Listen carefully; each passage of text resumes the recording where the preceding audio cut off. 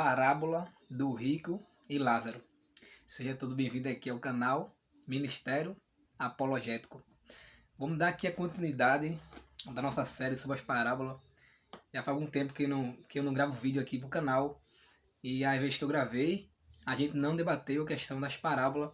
Eu confesso para vocês que falta poucas parábolas para a gente terminar aqui nossa série. Se não falha a memória, falta somente 3. Com essa agora que eu estou gravando, falta somente 2, fazendo a análise das parábolas dos evangelhos. E digo para vocês que tem alguma outra parábola no Antigo Testamento, poucas, mas que a gente não discutiu ainda, nem trouxe aqui para a gente dar uma analisada e ver qual é a lição espiritual e moral para nossa vida. Possivelmente a gente pode acontecer que a gente vai fazer essa análise, né? Mas por enquanto vamos fazer essa análise breve das parábolas que está descrito aqui nos evangelhos. E hoje vamos falar sobre a parábola do rico, né, e Lázaro. E o que acontece? É uma parábola muito extraordinária. A Bíblia aqui não cita o nome parábola para quando Jesus conta essa história. Mas de acordo com o contexto bíblico, a gente pode imaginar, entender que essa história também é uma parábola, por diversas razões, né? Uma primeira razão é que essa parábola ela está dentro de um bloco de várias parábolas que Cristo contou. Muitas pessoas pegam essa parábola, alguns intérpretes da Bíblia, né? Ou muitas religiões também que acreditam assim, pegam essa parábola para ilustrar e demonstrar que de fato existe vida pós-morte, ou que existe um estágio intermediário entre a vida e a morte, e nesse estágio existe vida, né, das pessoas que irão para lá quando morrem, seja das almas das pessoas ou os espíritos. Vou ler a parábola e a gente vai discutir ao longo da leitura essa parábola, se de fato é uma parábola que traz uma história fictícia com a lição moral, ou é de fato uma história real. Eu acredito que isso não é uma história real. Eu acredito que o real aqui dessa história é apenas a lição moral que Cristo quer deixar para a sua igreja e para os seus ouvintes. Vamos começar então lendo a parábola.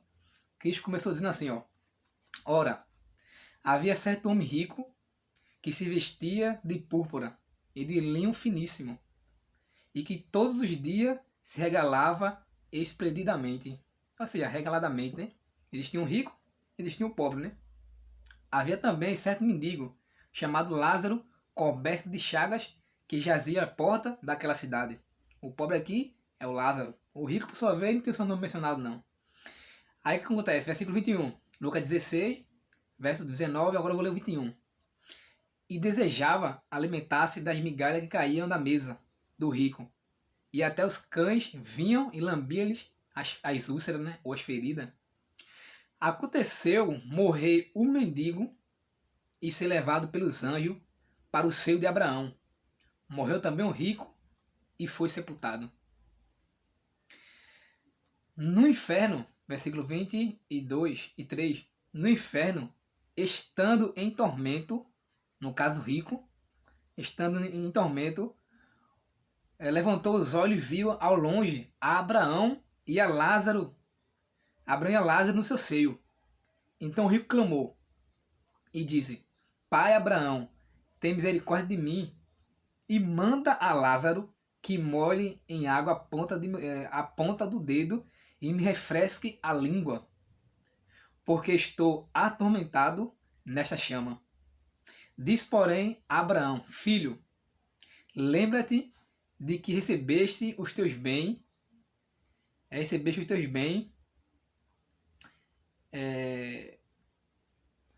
em tua vida, e Lázaro igualmente os males. Agora, porém, aqui ele está consolado, tu em tormentos. E além de tudo está posto um grande abismo entre nós e vós, de sorte que os que querem passar daqui para vós outros não podem, nem os de lá passar para nós. Então replicou o rico, né? Pai, eu te imploro que mandes a minha casa paterna. Aí continua: porque tenho 5 irmãos, para que dê testemunho, a fim de não virem também para este lugar de tormento. Respondeu Abraão: eles têm Moisés e os profetas, ouçam-nos.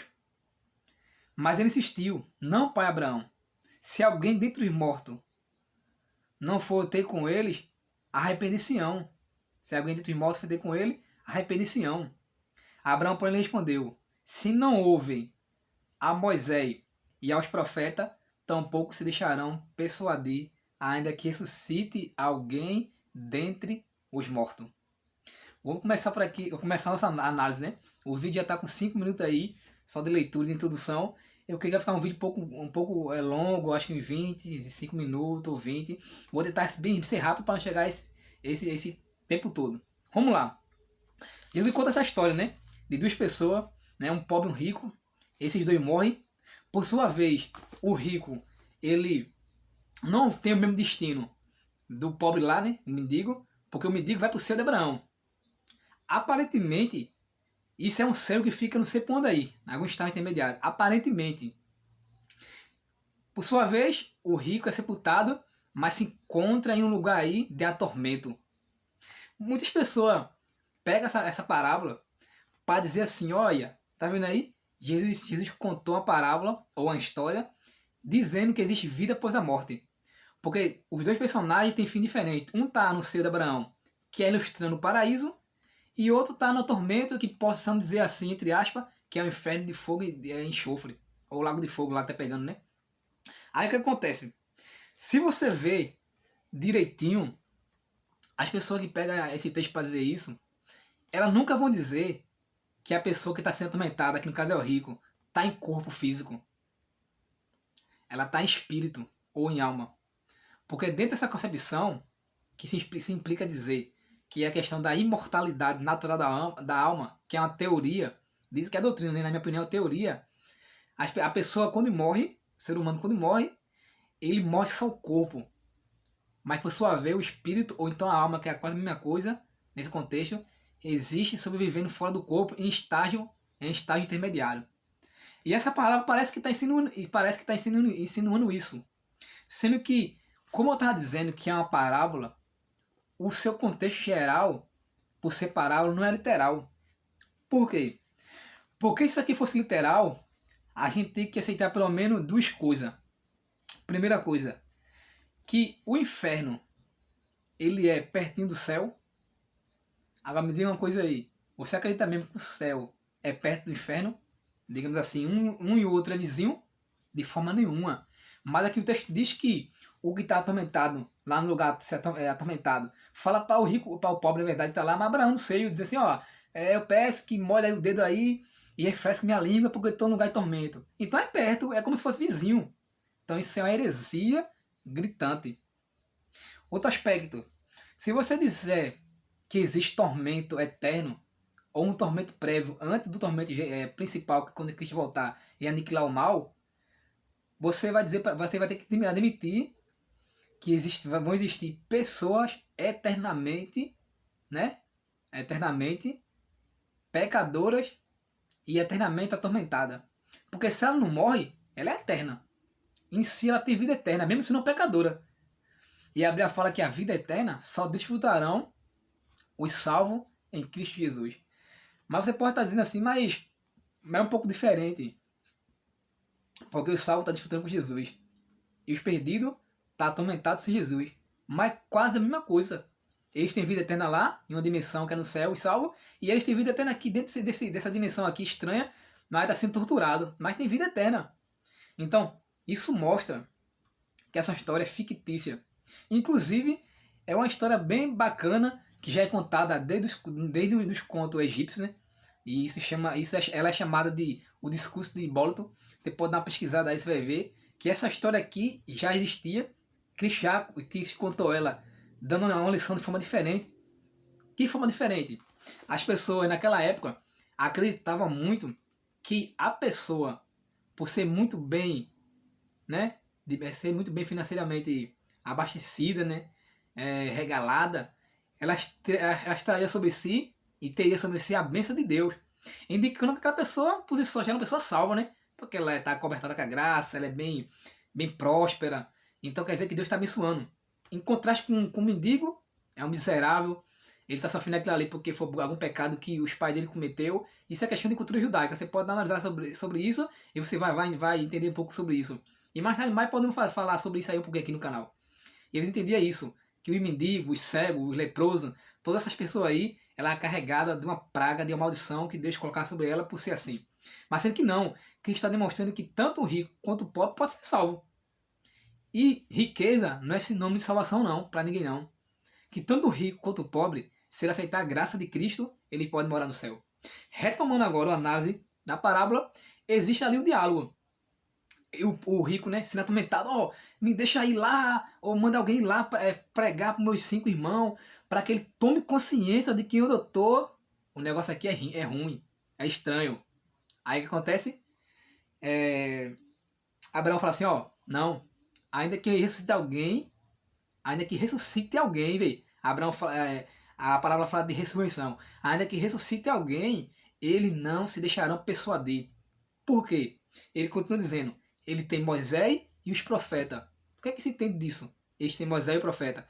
O que ele está dizendo, o texto está dizendo que eles tinham a orientação de Moisés, que é os 5 primeiros livros da Bíblia, e os profetas, que são os demais livros que vêm depois de Moisés, que é até Malaquias, os 39 livros do Antigo Testamento, que era o livro que eles tinham como sagrado, inclusive Moisés, que ilustrava, que mostrava de como um cidadão devia viver para alcançar assim a vida eterna.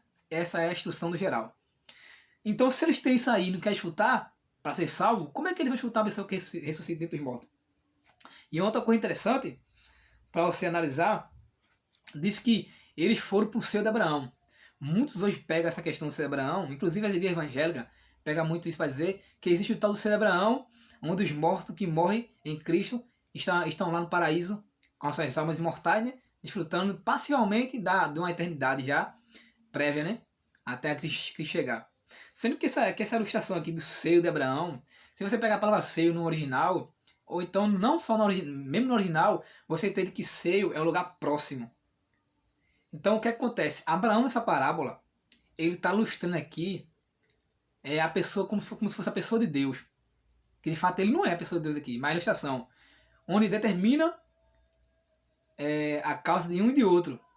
De por que o rico está sendo atormentado, digamos assim, e de por que o pobre está sendo beneficiado com a salvação. Se você tomasse isso por literal, você ia dizer que Abraão seria o juiz de toda a terra. Mas você sabe que não é. O juiz de toda a terra é Deus. Então por que Abraão está colocado aqui, essa história, na minha visão? É porque Abraão é o pai da fé, é o pai da religião judaica, né? Da fé, digamos assim. Então ele se encaixou muito bem aqui nessa história. Para dizer o seguinte, que todos descendentes de Abraão, todos filhos de Abraão, têm que abraçar uma única fé para assim alcançar o paraíso. A fé é essa, no Filho de Deus, posteriormente que seria pregado pelos apóstolos e discípulos. Aí o que acontece? Abraão, por sua vez, ele não está aqui com a relevância do tipo Abraão é o que decide os casos das pessoas de que vão morar no céu. Não. Abraão está aqui como ilustração do pai da fé, né? Onde comporta todos salvos, mas que nessa história isso não é real, o tal do seio. Porque se fosse real, eu poderia perguntar uma coisa para você aqui. Podia não, vou perguntar. Qual é o tamanho do seio de Abraão? Se os mortos que morrem em Cristo têm a sua alma indo para o seio de Abraão, aonde que ia as almas das pessoas que antes de Abraão existiram na Terra? Então isso é uma linguagem fictícia e irreal. Entendeu? O pano de fundo aqui geral da história, que é literal e é real, é o seguinte. Para todo mundo que aceitam Jesus e que não participarão da condenação eterna, o caminho é obedecer a Moisés e aos profetas. Obedecer a Moisés em que sentido? Moisés, o personagem real, literal não. Aos seus escritos, que os conduzia até Cristo. E, consequentemente, a os demais apóstolos, os profetas, depois de Moisés, que também os conduzia até Cristo. Resumindo a história, o que acontece? Essa parábola e essa história não é real. Não existe o céu e o inferno, digamos assim, lugar de tormento, perto do outro. Essa história já foi uma história contada, porque dentro dessa história você vê que existe uma possível vida pós-morte. Então isso que acreditava vai ser os egípcios, isso eram os gregos. Então essa história é uma história egípcia, que Cristo foi inverter um pouquinho da história, que no caso dele lá, era o rico que era bem abençoado, e seria recompensado com a vida eterna. Não, e pobre, miserável, que tem a maldição, não se presta não, porque eles já nasceram condenados. Aí Cristo inverte a questão da história, dizendo que tanto o pobre quanto o rico, como Abraão aqui afirmou na parábola, ele tem Moisés e os profetas, e ouçam.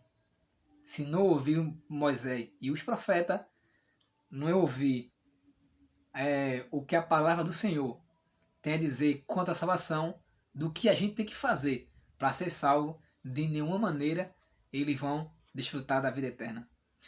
Para resumir tudo o que eu falei aqui, a parábola quer deixar duas lições morais para a gente. Primeiro, na verdade três. Primeiro, nossa riqueza e nossas posses que a gente tem, quem tem aí, que está me escutando aí, não é sinônimo de salvação. Segundo, para sermos salvos, temos que acreditar na palavra de Deus, composta por Moisés, que é o primeiro livro da Bíblia, Gênesis a Deuteronômio, e os profetas. E terceiro, nós temos que fazer por onde ser salvo enquanto estivermos aqui com vida. Porque de acordo com Eclesiastes 9, 10, para o além, para onde a gente vai depois da morte, que é a sepultura, não existe vida, nem projeto, nem obra, nem pensamento algum. A Bíblia fala que quando nós morremos, nós estamos inconscientes, toda a nossa memória apaga, nós não vivemos por aí como se não houve nada. Está aí todos na maioria dos textos bíblicos está contando assim. Na Bíblia fala que nós descansamos, e aguardando o dia da grande ressurreição, onde todo mundo prestará conta ao Deus Todo-Poderoso. Então, resumindo, depois para frente, de repente aparece aqui alguma dúvida aqui nos comentários aqui, você pode comentar. Eu estarei gravando um vídeo sobre a condição do homem após a morte. E o que acontece após a morte? Para ficar mais evidente de que essa história aqui é uma parábola fictícia, mas só tem uma lição, só tem algumas lições morais e reais, literais, para a gente tomar como exemplo para a nossa vida. Então, a parábola de forma alguma, ela não ensina nada de vida após a morte. E eu sou Já Soares, você que está chegando aqui nesse canal, deixe seu like, deixe também seu dislike se você não gostar, deixe seus comentários e compartilhe e ative o sininho para você ser recomendado e ou recomendado do novo vídeo que está para ver aqui nesse canal. Um grande abraço, até nosso próximo vídeo, se Deus quiser.